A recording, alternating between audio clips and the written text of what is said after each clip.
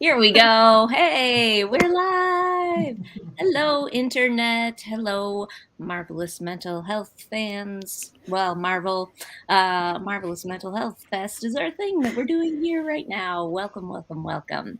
Um, just for anybody who's just checking in, I am Katie. I am from Fandom Forward. We are the hosts of Marvelous Mental Health Fest, which is an event going on all this week.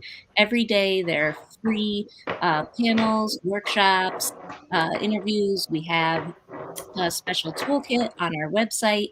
And also, this weekend is Kids Day with special kids themed activities and everything. So, if you have a young superhero in your life, you can go to the website, find out how to register them. Tonight, we are talking about After the Blip, a panel about mental health and during times of global upheaval.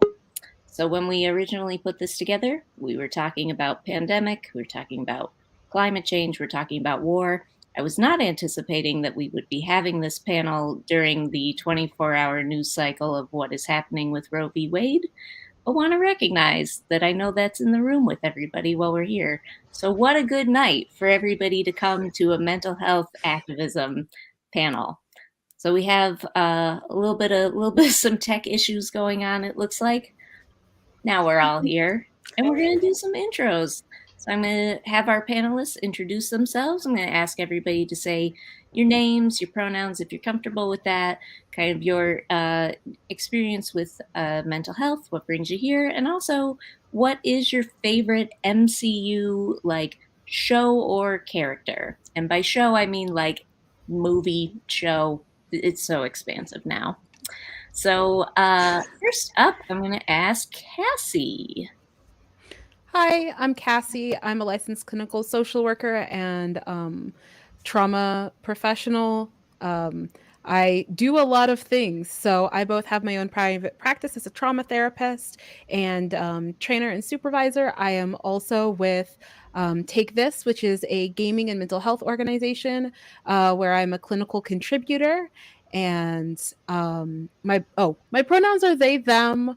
And so, yeah, my favorite Marvel movie is surprise Black Panther.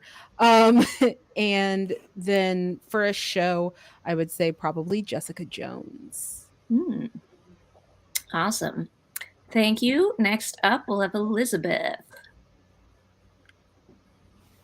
Hi, so my name is Elizabeth Sanchez, and I am this close to getting my PhD in clinical psychology. So technically, I'm still a student, but I've been practicing for a while, and I have a website and a social media that I manage with the aim to sort of provide.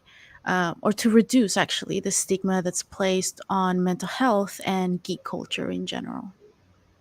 And yeah, my pronouns are she, her. Awesome. Thank you. Coming up next, Kathy.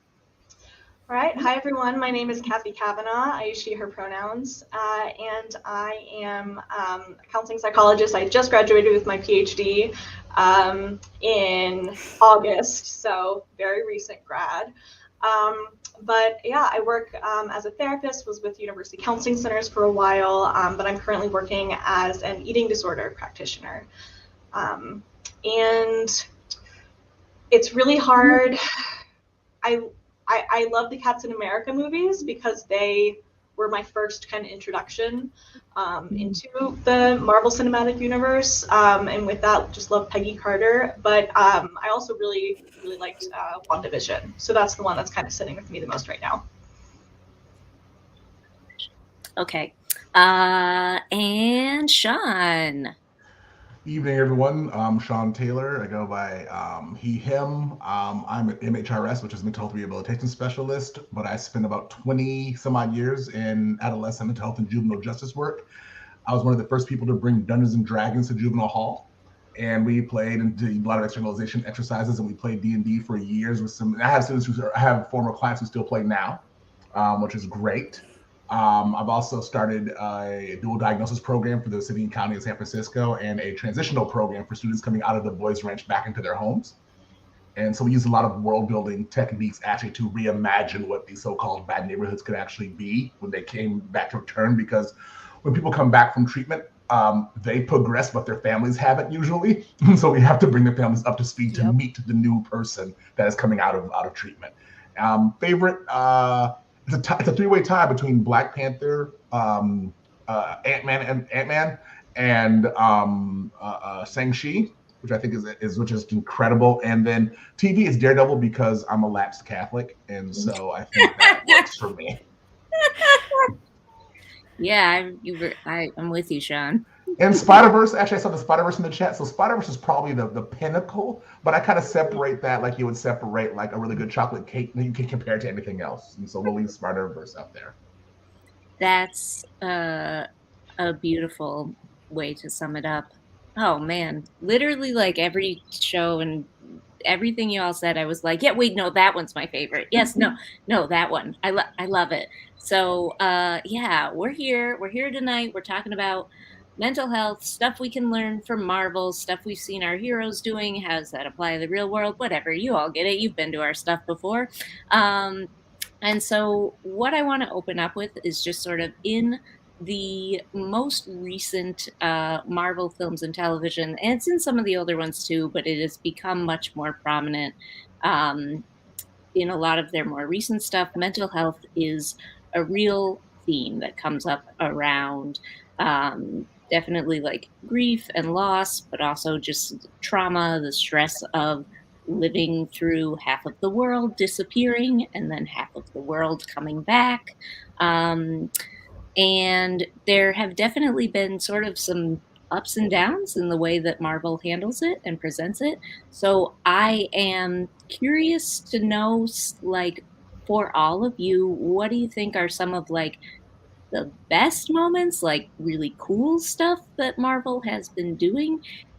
And alternatively, what is some of the like the cringe where you're just like, oh, this is not, it's not what we're going for. Does anybody feel moved to go first? I'm happy to call on people. I don't want to present it first. Cassie, awesome.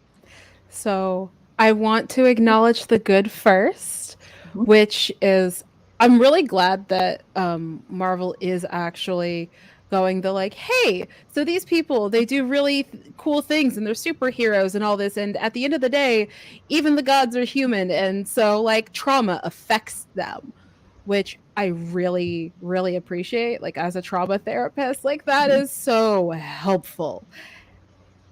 However, the therapist in Falcon and Winter Soldier is absolutely abhorrent, and I cannot stand her. And the way that she practices and the things that she does are so deeply counterproductive that I really don't blame Bucky Barnes for wanting to get away from her as fast as possible. Yep. I hear that. Let's see. Kathy, you have thoughts on highs, lows, favorite moments? Least favorite? I was just nodding a lot to the therapist for Bucky Barnes. I had a lot of reactions to her, not so trauma informed, but I think one of the biggest ones that has really stood out to me recently has been kind of the depiction of Thor in Avengers Endgame in particular. And again, I'll start with the positives too. It's great to see a non-straight-sized person, so someone who is in a larger body, who's a superhero, who's kicking ass. And we're really shown that worthiness is not tied to weight. We're worthy even with mental illness, as well as the importance of community and belonging. And I think that there's a really cool way that that's been represented with Thor. However, there's some negatives with that as well, especially around weight gain kind of being seen as this gag, kind of played off for laughs, which in some sense I get Thor is played off for laughs quite a bit. However, we often see this represented in media. We see the larger characters or weight gain as this kind of funny thing or the sign of hitting rock bottom. Kind of depression too being represented as being like a slob. And it in the trailer that was recently released for Thor: Love and Thunder, it really shows this kind of exercise weight loss montage from the outset, just to kind of assure us that it was only a temporary thing. So I don't know. I think it would have been really neat to see Thor be fat forever and still kick ass. We don't really see a lot of fat larger characters that are represented. I think along that same lines, I was really upset that they kept the joke on him, because I think depictions of male mental illness doesn't get a lot of play in media. And I thought this was a great opportunity for them to show a man grieving, to show all these things. And the next thing you know, it becomes the dude abides, basically. And it was just like, you just completely missed the opportunity for a lot of men to have a conversation around grief and loss and feeling unworthy. And I thought they just missed the boat big time on that. But my favorite is the Falcon leading a therapy group and having a conversation about and asking Captain America sensory questions. It's your pillow, right? It's the bed, right? I mean, like having these conversations that we don't really talk about mental health being an embodied experience. We usually try to keep it in the realm of the PhDs and the MSWs, but we don't really talk about that. Those of us who are experiencing mental health, a lot of the time it's in our bodies. There's somatic responses constantly. And I think that conversation to me, and as brief as it was like, oh, they actually are doing something right here. Mm-hmm. I love superheroes for that analogy specifically, because there's so often a tie-in of the superhero is experiencing some kind of stress in their life and their powers get out of control, and this manifestation of what's going on in the mind is happening in the body, and I enjoy that. Elizabeth. Hi. So I sort of agree with everyone. But this is something that I've been thinking about a lot, actually, because that's sort of what I've been focusing on so much, not only for social media, but for my future career as well. And I've talked to a lot of other sort of geeky professionals, and there was something that someone mentioned just a few weeks ago when I was talking to them. It was that it's not really the responsibility of these movie studios to show mental health the way that we know it as mental health professionals. And in a way I agree, because they're supposed to entertain us. That's their job. And the thing that I do like about it is that because it's so new, they're starting to show it. They're not always showing it in the best way. So everybody gave sort of a different example of how they could have done it better. And I completely agree. There's so many ways in which they could have dealt with certain things for almost every single character. But I think I just appreciate the fact that they're trying.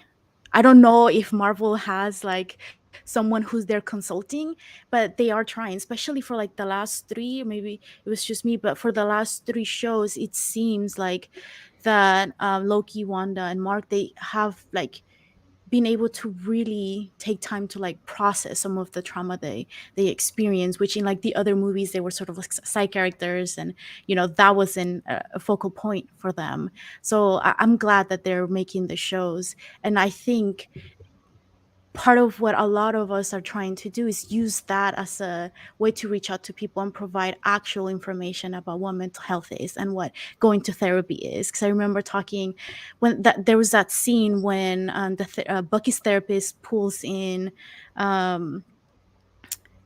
I'm blanking on his name. Falcon, yeah, Sam pulls him into the session, and I remember my friend saying, "Okay, well, what about consent? You have to talk about all these things before you bring someone into the session." And I'm like, "Well, yes, but you don't have time in a movie or in a show to show that." And I think that's something that we kind of have to understand, not only as professionals but as an audience, that it's not always going to be what we want, but it is sort of like the beginning of showing like mental health kind of what it is, and also like therapist in a slightly better light, because I feel like in the past maybe we have been shown as not the best or the most professional, so I appreciate that they're trying. I'm actually going to disagree with you a little bit. Mm. I think that in tackling these topics and in like having them be such a deep and ingrained part of the media, they do have a responsibility to, you know, be aware of what they're doing. They may still choose to do it, right? But I do think that the idea of, well, it's entertainment, so we can't be responsible isn't accurate and is actually kind of harmful, because I think for a lot of people, like what we're talking about with the good side of these things, it opens a lot of doors, which means on the bad side, it can perpetuate a lot of stigma, because there's a place in which like so much of media, whether we're talking, Marvel or games or anything, where that is people's doorway.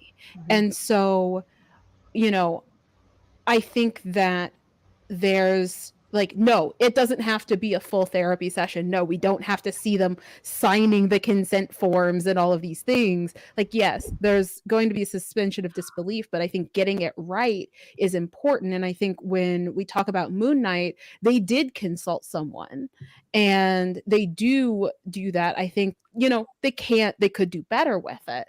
But I also don't want to just kind of say, oh, entertainment, there's only so much they can do, because we do have examples of really good realistic portrayals even from Marvel, like moving outside the blip a little bit, like Jessica Jones and Luke Cage and Daredevil and Punisher are such good portrayals of what they're portraying, the abuse and the PTSD and the racism and all of these things. And so I do think it is important to keep pushing that ball in the ways that, and this might also be like my transness and my blackness coming out of like, so much of media has served so much of the panic and stigma, that I think we can like have realistic expectations,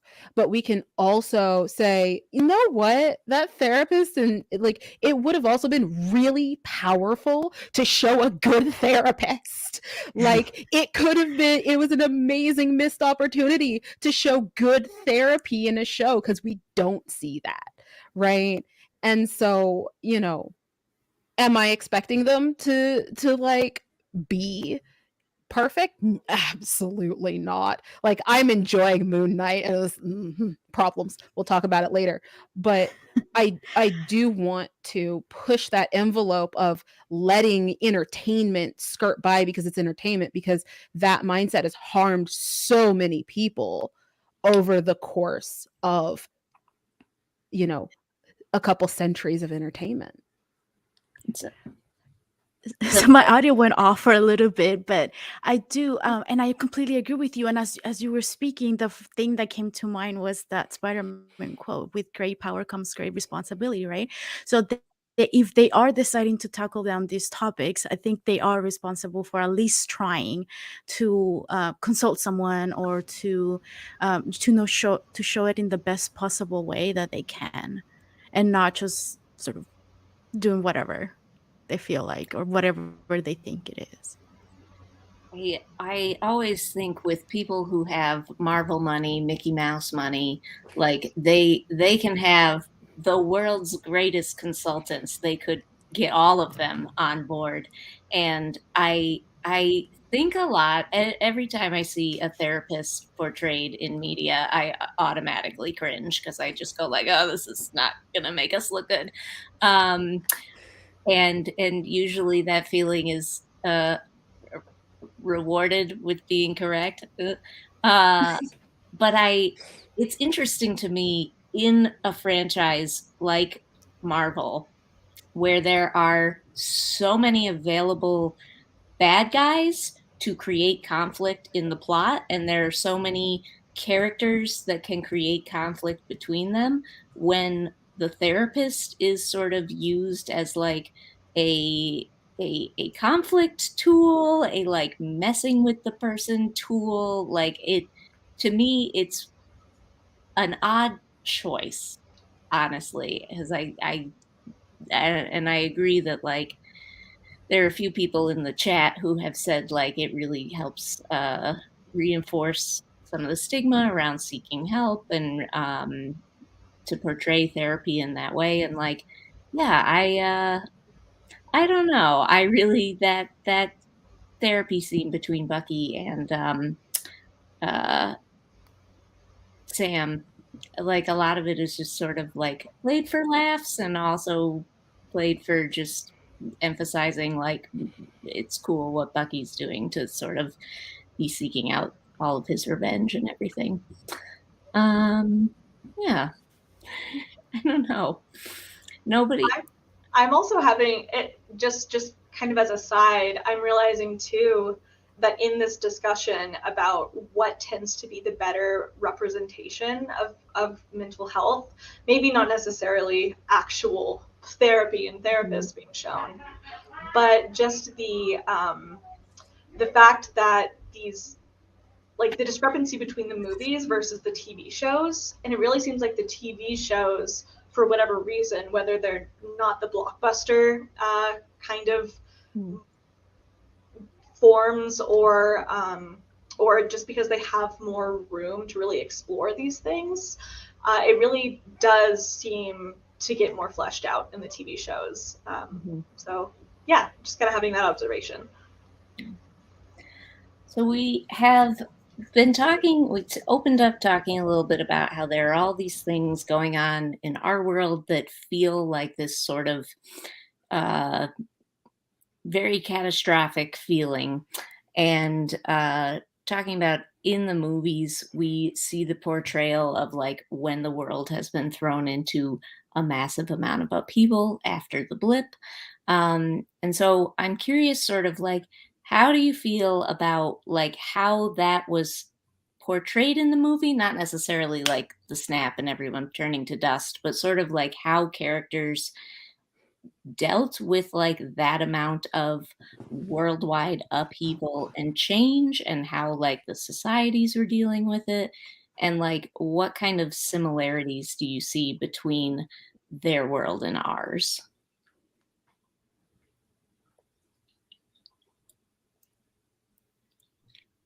I think one of my favorite scenes was when Scott Lang goes, after he comes back, and he goes and sees his daughter, and she's this grown person, and this look of just elation, confusion, fear, everything hits his face in like a span of like 10 seconds. I think that's what we're all going through now, because there's so much absolute maniacal crap that's happening right now that we almost can't get our footing. You know, one cool thing happens, the next, 40 bad things happen, and then you're recovering from that. And I think what Marvel, I think, did a really good job was just show that the loss of just vibrancy in it.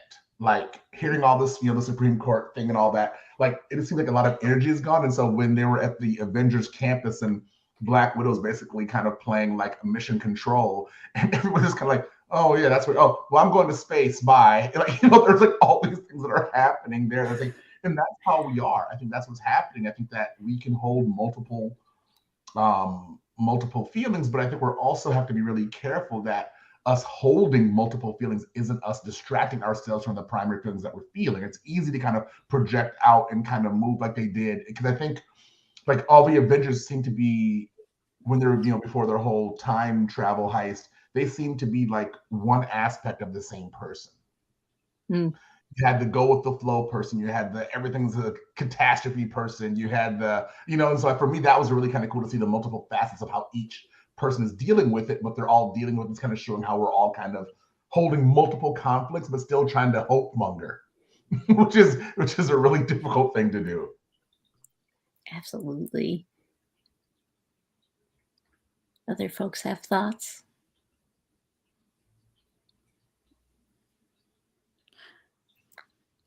I think well, the scene that comes to mind is when Scott is like, he just came back and he has like that little trolley that he's pulling behind him, and he's walking through the streets and the trash is all piled up and it looks kind of empty and desolate. And um, for a while there, that's sort of like how I saw the streets, you know, when everybody was sort of like on quarantine, um, and stuff. And that sort of like gave me that feeling of like, oh, it's a massive, like completely different one for what he was used to in the past. And he was just kind of like trying to figure out what was happening there. I think there was a lot of like the way that the characters reacted. There was it was great because they showed like all the differences, like Sean was saying. And I think there was like that little bit of like fear of the unknown, because then like not even the most powerful people that like the Avengers, like they knew what had happened, like that the Infinity Stones had like snapped people away or whatever.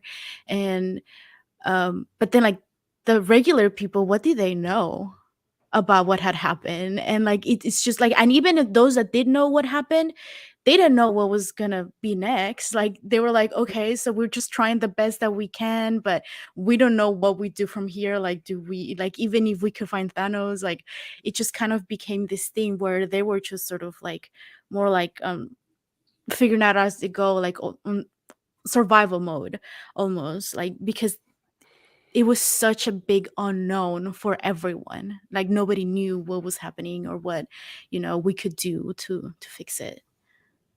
Yeah.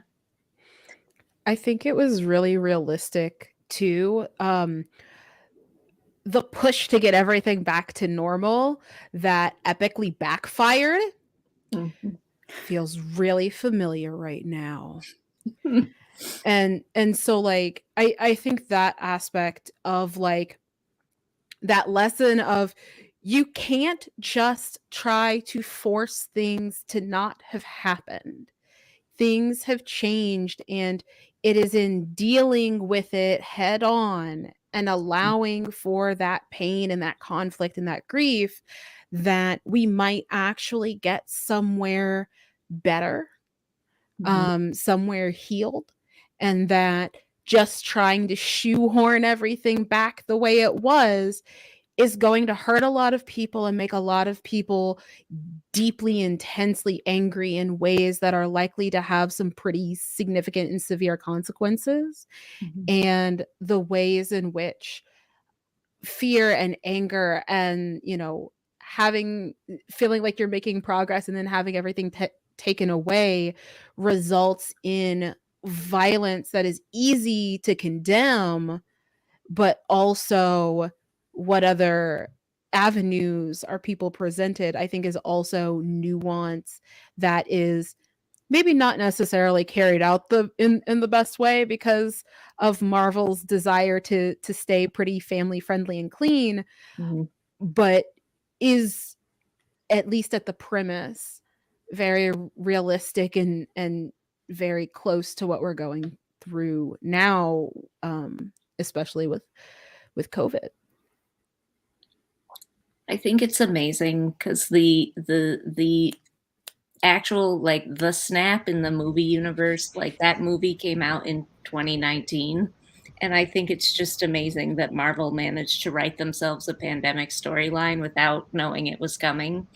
There are so many things in that I see portrayed in the movie that are just sort of like hints of things that have happened in our world. Like there's lots of posters in the background that say like, you know, like support is available for if you've lost loved ones in the blip, or like come to this support group for survivors. And it is it's it's really interesting seeing them tool around with these stories and these scripts that I have known are coming for years, but now are writing it in this universe where all of the writers and the actors and everybody in the show are also dealing with this sort of level of like global upheaval and trauma. And it's interesting sort of like seeing how that gets played out and also seeing how that gets filtered through Marvel's sort of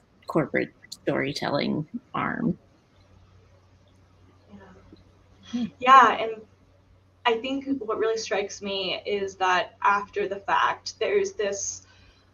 It's very kind of beautifully shown that there's half of the people who were gone and then come back and weren't really affected themselves by the blip happening, and then there are the people who are really struggling and who were there the whole time and who were really in the trenches, so to speak, and in applying that to kind of how we're treating this quote unquote post COVID, because we're not post COVID, environment, is there seems to be just such different levels of people either pretending things are back to normal, they're how they have always been, and then other people dealing with intense grief and loss and continuing to be disconnected from a lot of what was normal for them beforehand. And so people are living almost in these very different realities, it seems.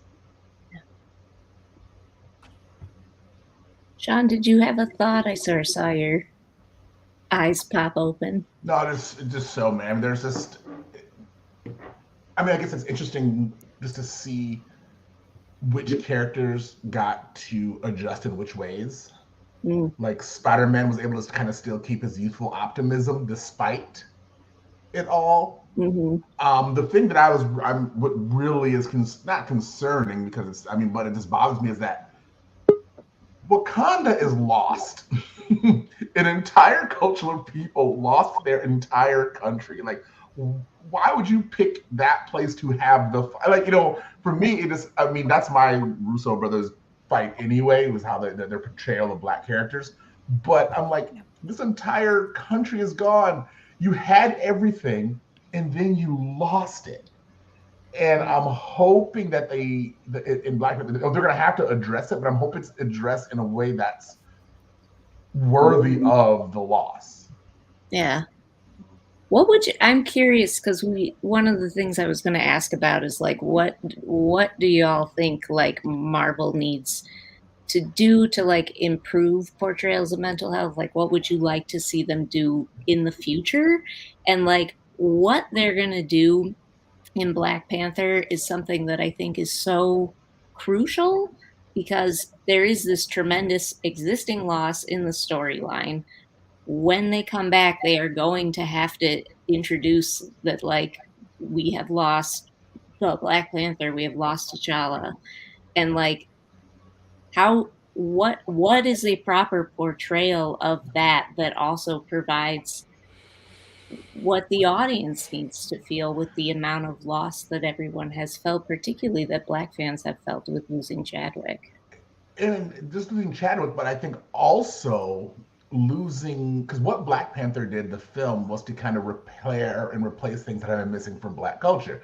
Gave us a language, gave us a geography, gave us a cosmology, right? That we didn't get in the transatlantic slave trade that was stolen away. And so what I would really love to see is for them to really address it on the multiple levels of grief. If your land is gone, does your spirit realm disappear or does it stay? Like, what happens to the spirit realm if we no longer have a geolocal anchor? Like, what happens to that, right? Like, what happens to, you know, we have to, like, you know, we can have our old quibbles about monarchy, but what happens when a beloved king goes away? You know, what happens? What happens about all these things? I think that, and also too, you know, Black folks don't get much science fiction or fantasy or anything else. We don't get, so the fandom itself, as you're saying, Katie, is grieving a certain loss. And then the Wakandans themselves should be grieving a particular loss. And so there's going to have to be some type of reconciliation, because it's so many weird. I mean, we had 11 X-Men movies, all of them trash, except for maybe 1.5. But we can't get another Black Panther film, and it's been how long? We've had how many Spider-Man films? And we can't.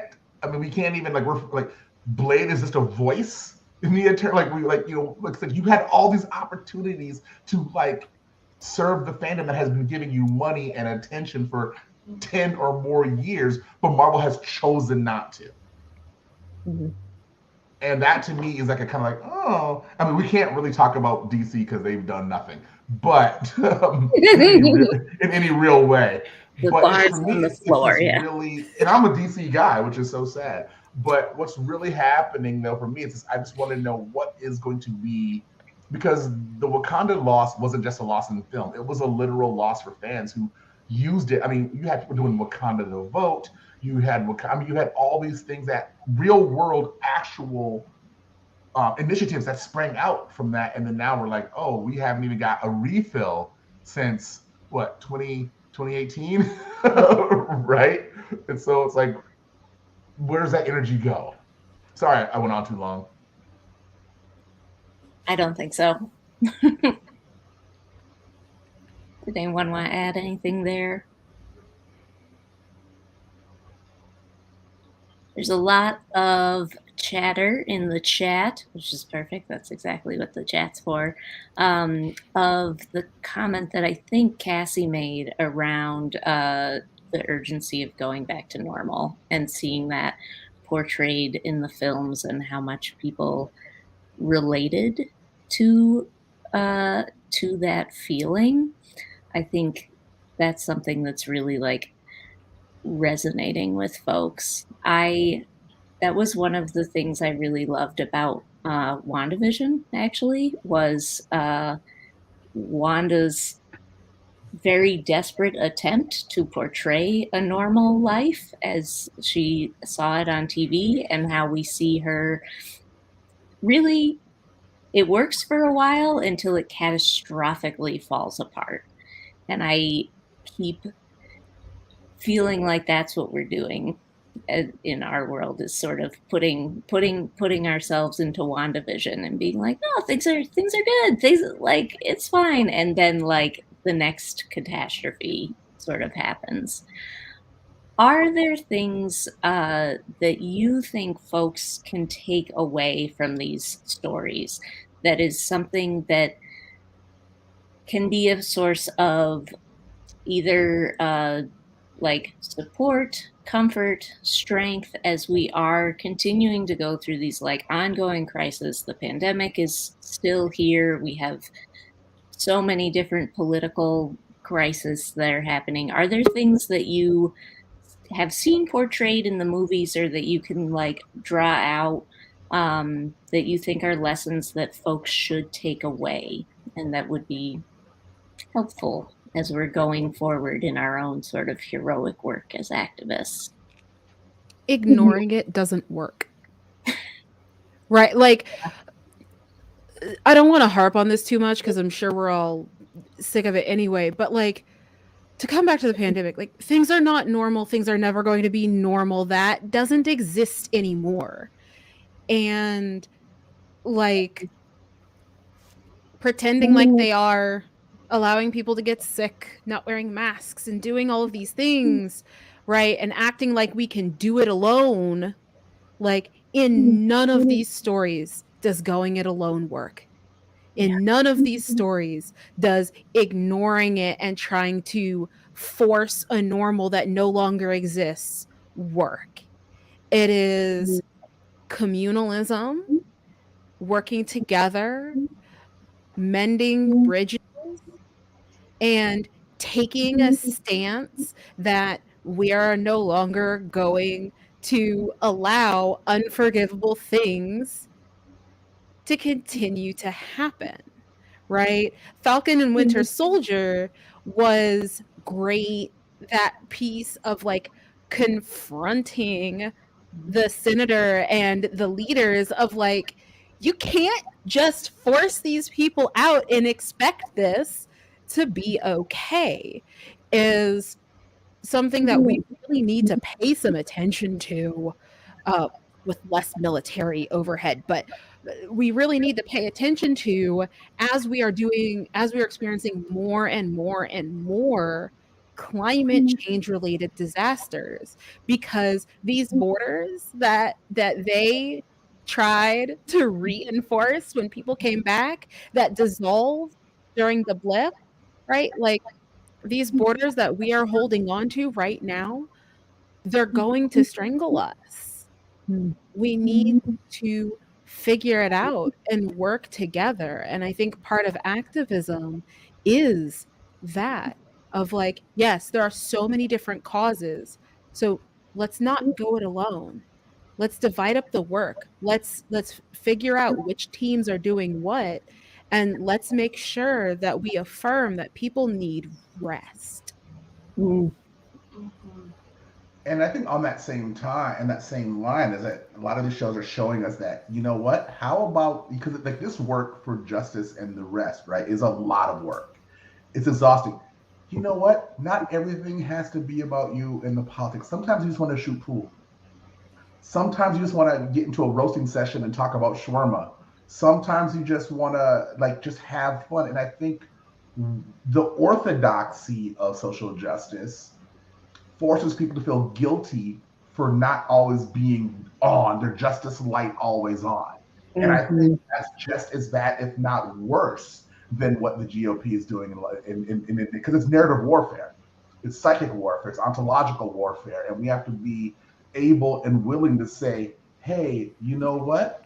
I'm hurt, I'm sick, I'm tired, but today I'm going to build this Lego castle and not feel guilty about building the Lego castle.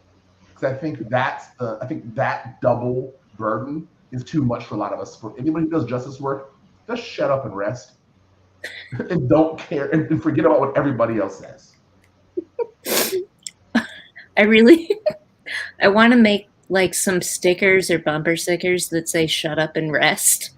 I feel like it's just across the board. What a good piece of advice. Yeah, and I think so too. And you guys are talking more. From what I understood, my internet is trash, so like I was kind of in and out. But from what I understood, you guys are talking more about like different causes. But I think it also, like the blip and COVID brought, showed us this aspect of the things that were not working. Like they weren't working for a long time, but they were kind of hidden and like under the rugs, and we kind of managed to go. And that was also for like the big systems, for like government and healthcare and all that, but also for ourselves as adults. We're kind of like told that there's certain things that we needed to do. As adults, we have so many responsibilities, and you know playing with Legos isn't one of them. Or like a lot of people are kind of like, oh, well, don't you have to work or do something else? Or like it's not seen, like taking time to like geek out or do something for yourself as an adult, it makes us feel guilty because I was like, oh, well, this is time I could be spending doing something else. But it shouldn't. Like we should just shut up and rest. I know that I find all of these stories and just different fandoms, and especially fandoms where I feel like I can be in community with other people, that provides me a lot of inspiration and provides me a lot of those moments of you know what, I can take a break and then I can keep going. So I agree with everything everyone has said 100% so far in this.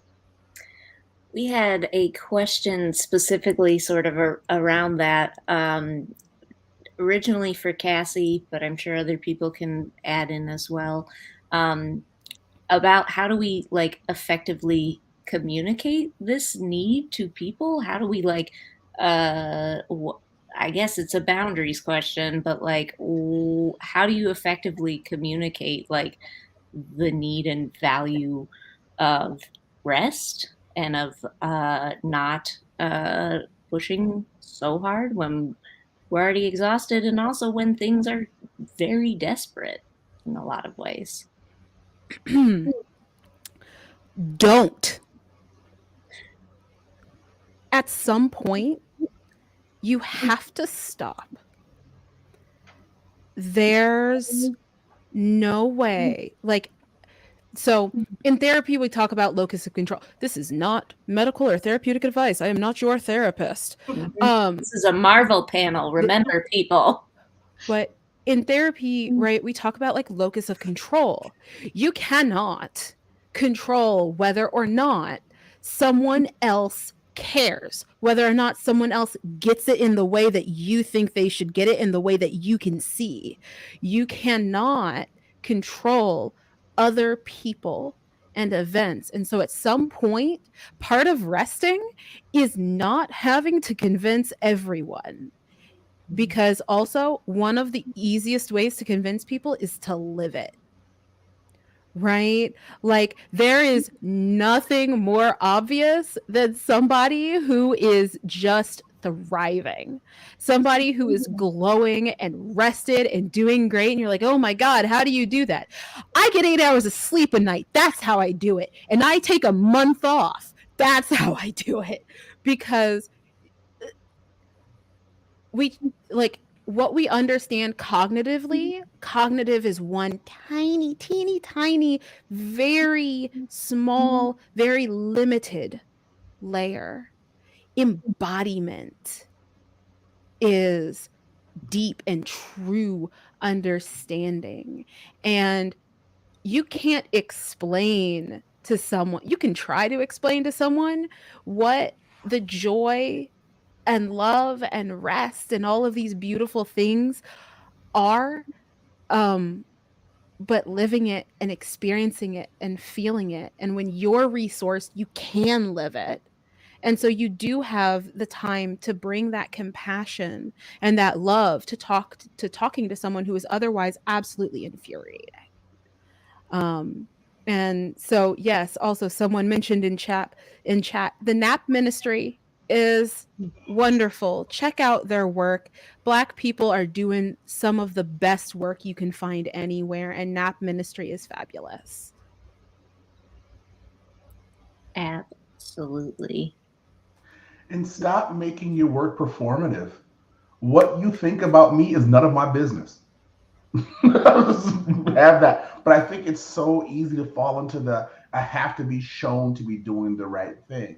Like I had a really good mentor in graduate school who basically says everybody wants to be Che, but nobody wants to wash the dishes. And I think there's something about just being in the background, stuffing envelopes and chilling. Sometimes it's watching the kids. Sometimes it's like, hey, this week I'm taking off. I mean, I think that the performativity of progress is so detrimental to our physical and mental health. I mean, I'll say this and get a lot of heat for it, but whatever. The most unhealthy people I know are activists, mentally and physically, because they go, and they don't rest to refuel. Like all of my friends who I know who are out there doing the work, every single one of them got COVID. Every single one of them, are seeing a therapist. Every single one of them has a damaged relationship of some kind. Like it's like you can do it a little bit at a time. It doesn't have to be, because you don't own the world and you don't own the work in the world. You contribute and then you move on, but you have to say something for yourself. And I think that's what was interesting. That's why I really love Ant-Man. I think out of my least favorite character in all of Marvel is Ant-Man in the comics, but he's like my favorite character probably, because he was always just like, this is great, but I'm not going to fully commit because I still want to keep something for myself. I still want to pursue a relationship. I still want to do these other things.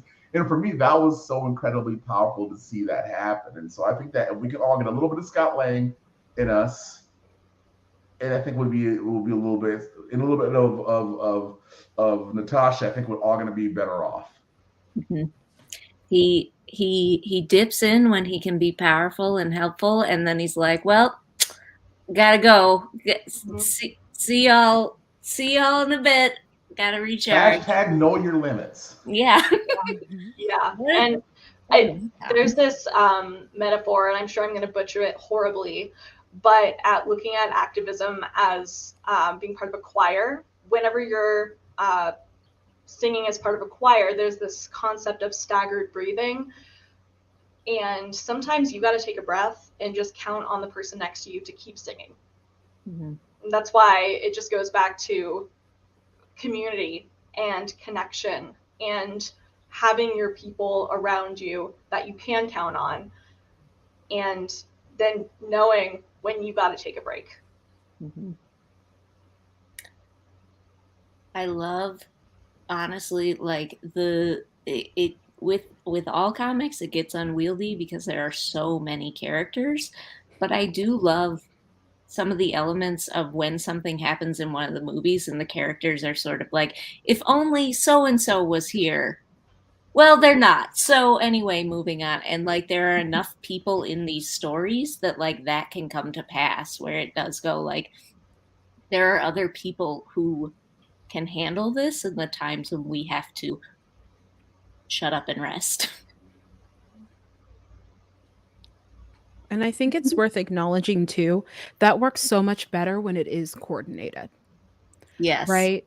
Like part of community and not doing this alone, right? Isn't just okay, nope, I'm out like I'm getting mine because that's still deeply that individualistic thing. It's the we have enough people here to cover Mm-hmm. so that we can rotate. And that organization and coordination is really important to activism and is really important to maintaining healing in spaces, in addition to knowing your role, knowing what your strengths are, and not having to do everything all the time. I say as a deep hypocrite. But yeah, that's part of it too, of like, okay, so if you are not the tank, don't try to tank. And yeah. And creating a culture of like a little bit of a culture of vulnerability, right? Because you have to create a space where people can come forward and like claim that rest, you know? If you have if you aren't encouraging that in your activist spaces, people are going to feel that, well, if I really care about the cause, I should be pushing as hard as everybody else kind of thing. So, right? It is this community commitment and making it coordinated. I don't know, Cassie, it was just a really good point and I liked it a lot. Let's see. I want to talk about circling sort of we talked a little bit about like Black Panther, but I'd love to talk about just with like stuff that's coming out of in the future. If you were just to walk away from it being like you walk out of the theater, you turn off the TV and you're just like, oh my God, that was great. This is really going to move things in a positive way for mental health. This is a cool move that Marvel made. Like what are the things you want to see them doing? What are the things you want to see them talking about? What are the things that are gonna inspire those good conversations in fandom? Love the miracle question here. I think one of the things, or one of the reasons why I like Marvel so much, is because I have been able to relate somewhat to almost all of the superheroes because they are shown not only as superheroes but also in like very human situations, and I really appreciate that. So I would like to see more of that, and I think that's kind of what the shows which are a bit more extended, they can do that, and they can show a little bit more of that, more of their own sort of personal life and what really takes. I think that's one of the things that I really like about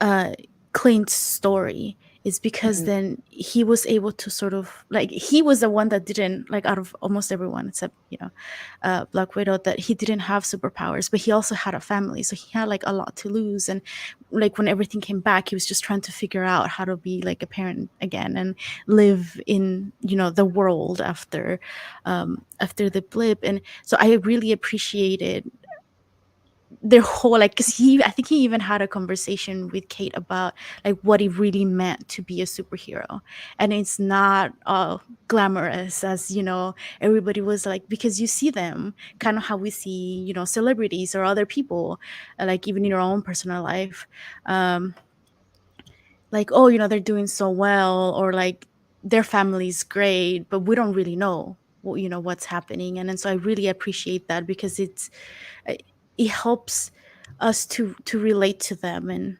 it helps us in the therapy session so we can talk about it. I mean, one thing I would love to see is new language because we have so much language around deficit and loss and hurt. Every time there's a new hurt, it's gonna, we have like, oh, that's a microaggression, that's gaslighting, that's race lighting, and we just go on and on. It's like the tyranny of taxonomy, right? And I think that we need to have just as many, and if not more, words for healing and togetherness and connection. And so, 'cause I think language does shape how we interact with reality. And I would love to see what's going to be the aesthetic and the linguistic language that comes out of what the new Wakanda will be. Because I know in the comics they go to space. Not my favorite run at all, but I get why people like it. Because it's, once again, it's othering Black people again, right? Let's remove them all. Kind of like the Space Traders show off of Cosmic Slot, right? Where like the aliens come down, they're like, we'll take all your Black people. And the president's like, okay.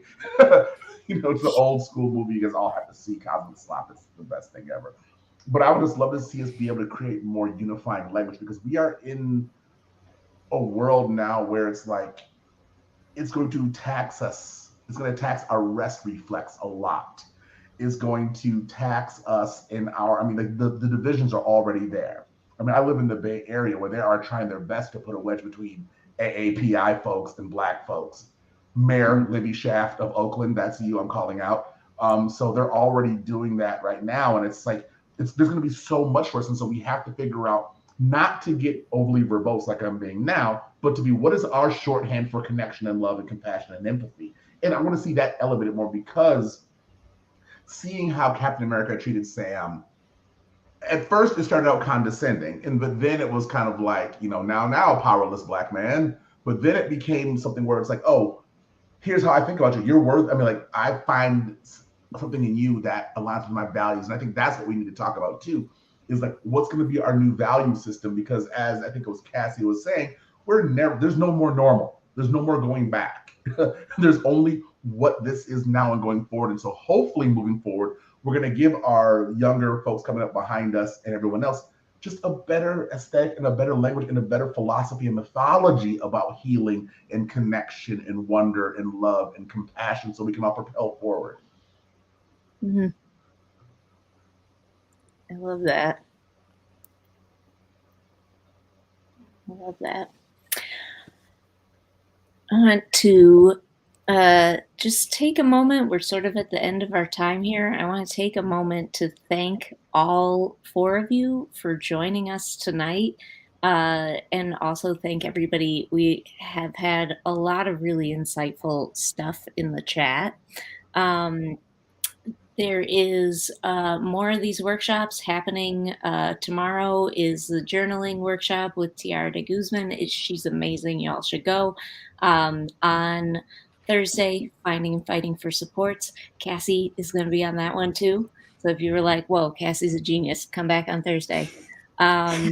All of our amazing panelists, you can find some of their info on our website, which our PAs are so good.